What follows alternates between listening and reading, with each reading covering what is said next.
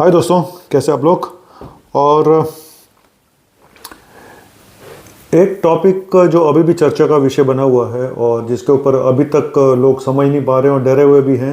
Even medical fraternity से जुड़े हुए लोग जो स्पेशलिस्ट है वो भी काफ़ी हैरान हैं, परेशान हैं। परेशान होना स्वाभाविक है, क्योंकि मैं बात कर रहा हूँ गुजरात के गरबा डांस की और वहाँ पे जो हुई डेथ, सडन डेथ। बताया जा रहा है कि 24 घंटे के अंदर 10 डेथ हुई सडन। हालांकि सबको ये बोल देना कि सब हार्ट अटैक से हुई, ये मुश्किल है। और लेकिन ज़्यादातर डेथ सडन कार्डियक डेथ हुई होंगी, ऐसा मेरा मानना है। अगर 10 की 10 सडन डेथ कार्डियक डेथ नहीं थी तो एटलीस्ट 7-8 तो कार्डियक डेथ होंगी। सडन कार्डियक डेथ का मतलब होता है कि सिम्टम होने के 1 घंटे के अंदर डेथ हो जाए। और मैंने पहले ही बताया कि सडन कार्डियक डेथ के कारण क्या क्या होते हैं। कोरोनरी आर्टरी डिजीज़ सबसे बड़ा कारण होता है। और चलो एनीवेज, और दूसरा मेन रीज़न एरिथमिया होता है, जब पल्स आपकी जो पेस मेकर है वो काम करना बंद कर देता है, सर्किट में प्रॉब्लम आ जाती है।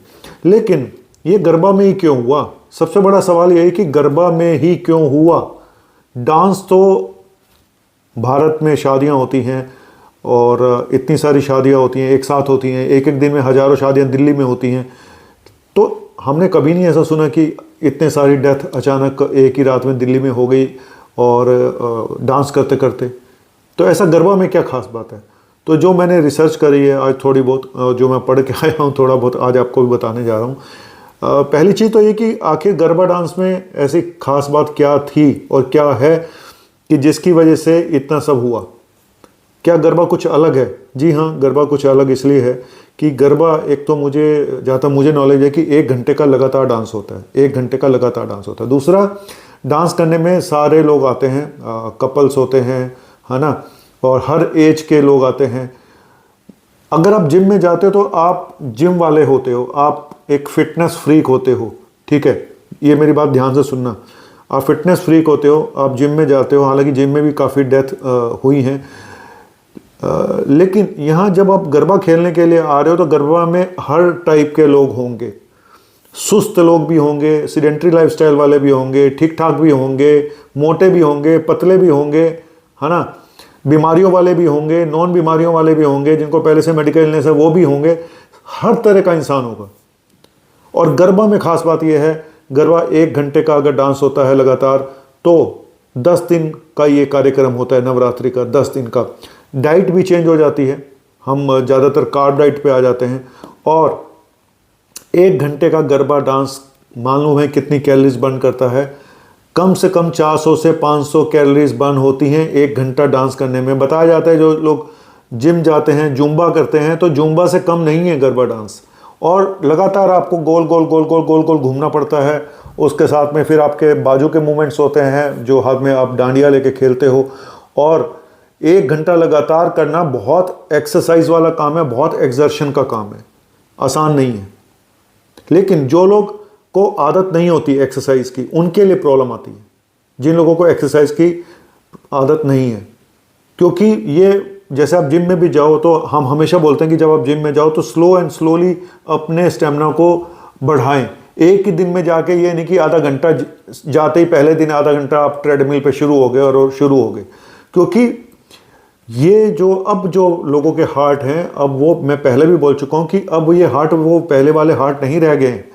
क्योंकि कोविड ने, वैक्सीन ने, हमारे कोविड के दौरान लॉकडाउन में हमारा पूरा लाइफस्टाइल चेंज हो गया। ऊपर से रही सही कसर कोविड के आफ्टर इफेक्ट्स ने, वैक्सीन के इफेक्ट्स ने, सब ने मिलकर कहीं ना कहीं बहुत ज़्यादा चोट पहुंचाई है, स्पेशली क्लॉटिंग मैकेनिज्म को और स्पेशली हार्ट को, ठीक है। तो हमारी बॉडी की अंदर सिस्टम ऐसा लगता है काफ़ी हद तक सफ़र हुआ है इस लॉकडाउन से, इस कोविड से, इस वैक्सीन से। तो वैक्सीन का हालांकि कोई हमारे पास डाटा नहीं है, लेकिन हम एक बार को मान लेते हैं कि अगर 100% कोविड ने इफेक्ट डाला तो 10% वैक्सीन का भी हाथ होगा, क्योंकि साइड इफेक्ट तो सेम ही होते हैं। लेकिन मैं इस चर्चा के बहुत डिटेल में नहीं जाऊंगा। मेरा काम है आपको सचेत करना और बताना, क्योंकि इतनी लंबी एक्सरसाइज है, 1 घंटे की एक्सरसाइज है, और जिसको आदत नहीं है, जो एकदम से उसके अंदर घुस जाता है और लगातार, और एक सोशल प्रेशर भी होता है परफॉर्मेंस दिखाने का, आप समझिए, है ना। सोशल प्रेशर भी होता होगा एक परफॉर्मेंस दिखाने का। उस सोशल परफॉर्मेंस में, उस लगातार 1 घंटे में पानी की कमी भी हो जाती है, खाना आपने खाया था नहीं खाया था, तो बड़ी सारी चीज़ें। और आपका हार्ट, क्या आप फिट भी हो उस डांडिया के लिए? आप चले तो गए, आपको पता ही नहीं है। आप शुगर के पेशेंट हो, बीपी के पेशेंट हो, आपको पुरानी कोई हार्ट की प्रॉब्लम है, आपको कुछ नहीं पता। पता है तो आपने सोचा कुछ नहीं होता, डांडिया ही तो है, ये कौन सा जिम है? ये जिम नहीं है, ये डांडिया है। लेकिन लोगों को ये नहीं पता कि उसमें कितनी कैलोरीज बर्न होती हैं, कितनी एक्सरसाइज होती है। एक जूम्बा के बराबर 1 घंटे की हैवी एक्सरसाइज होती है डांडिया में, गरबा में, क्योंकि 1 घंटे का प्रोग्राम होता है। तो जो लोग फिट नहीं हैं और जिनको ऑलरेडी प्रॉब्लम थी, तो हो सकता है अब ये देखो रिट्रोस्पेक्टिव, अब ये स्टडी यहाँ से शुरू होनी चाहिए कि जो जो को हुआ प्रॉब्लम उनकी डिटेल पूरी पता लगानी चाहिए, स्टडी होनी चाहिए। सरकार की जिम्मेदारी बनती है कि इन मौतों का कारण पता लगाए। वो इसलिए ज़रूरी है कि आगे दूसरों के साथ ऐसा ना हो, और जो कारण है वो सामने आए और बताना चाहिए, स्पष्ट करना चाहिए। और गुजरात में मैं ये भी जानना चाहूँगा कि कौन सी वैक्सीन लगी थी ज़्यादा, क्योंकि जाइडस गुजरात में शायद बनी थी, लेकिन वहाँ लगी है नहीं लगी मुझे नहीं पता। कोविशील्ड सबसे ज़्यादा लगी होगी ऐसा मुझे लगता है, क्योंकि कोविशील्ड ज़्यादातर लगेगी, उसके बाद कोवैक्सीन। तो मैं ये तो नहीं कह रहा हूँ कि कौन सी वैक्सीन जिम्मेदार है, पर मैं एक बार ये पता करना चाहूँगा कि कोविड वैक्सीनेशन कितना हुआ था भारत के मुकाबले गुजरात में, और मेनली कौन कौन सी वैक्सीन लगी थी, और 1 डोज लगी थी या 2 डोज लगी थी। अब यहाँ पे जिन जिन की डेथ हुई है वहाँ से स्टडी होनी चाहिए कि क्या ये वैक्सीनेटेड थे, नहीं थे, क्या था। तो सारी चीज़ें खुल के सामने आनी चाहिए। इसमें किसी को ऐसा डर के छुपाने वाली बात मुझे नहीं लगता कोई है। और लोगों की मेडिकल हिस्ट्री, पुरानी हिस्ट्री क्या थी ये भी पता करनी चाहिए। क्या उनको पहले से कोई बीमारियां थी नहीं थी, क्या उनकी फैमिली हिस्ट्री थी नहीं थी। इवन टीनेजर्स की भी डेथ हुई है, 13 साल के बच्चे की डेथ हुई है, 18 साल के लड़के की डेथ हुई है। तो ये सब चीज़ें, और ऊपर से मैं फिर बार बार बोलता हूँ कि अब आने वाला टाइम बहुत अच्छा नहीं है।